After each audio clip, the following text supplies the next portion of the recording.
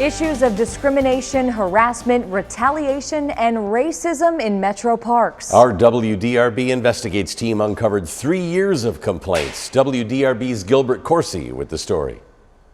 We first told you about this issue as part of our Silent Settlement series, uncovering city problems that are falling on the taxpayers' dime.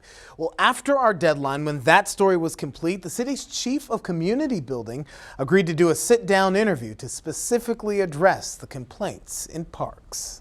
I can't fix things overnight. No one can. Keith Talley took over as chief of community building in Louisville in October of 2021.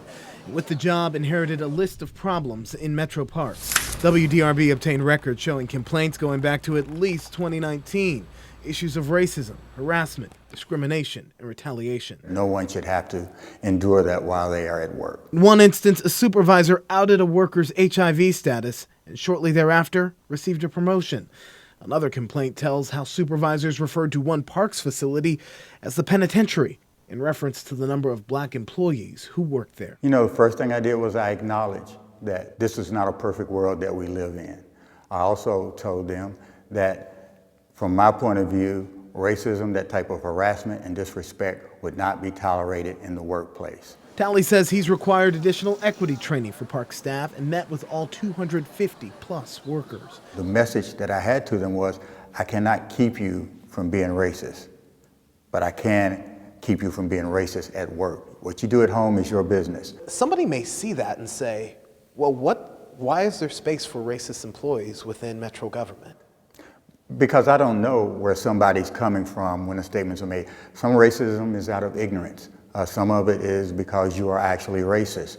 And I can't control that. I can't police that. What is your message to employees who endured this treatment?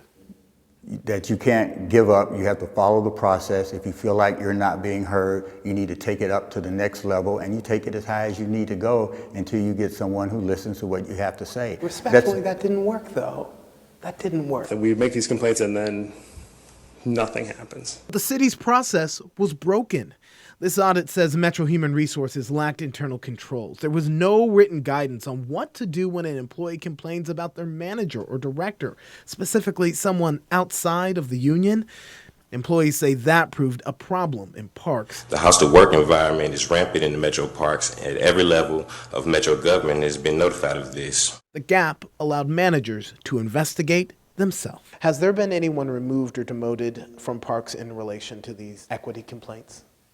Not that I am aware of. It's left deep frustration, lacking trust in the system, and at least 2 lawsuits pending. Workers who are at the other end of this, they say they felt like the city would not acknowledge that there was a problem with racism and discrimination within this department. Can you acknowledge that? Is that true? Did that problem exist?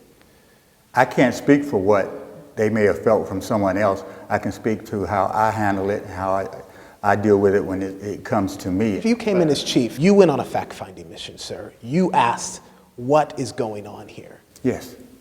Did you find that issues with racism and discrimination existed within parks? I found that there were accusations of that. But it wasn't true? I don't know, because I haven't seen the resolution to all of them.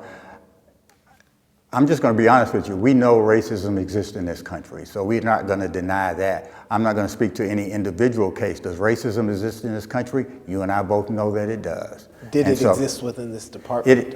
It exists everywhere. We should note that Keith Talley was the only member of Mayor Fisher's administration who has spoken to us about these problems. And throughout our Silent Settlement series, he says he is trying to change attitudes, the culture, and the environment within metro parks. Gilbert Corsi, WDRB News.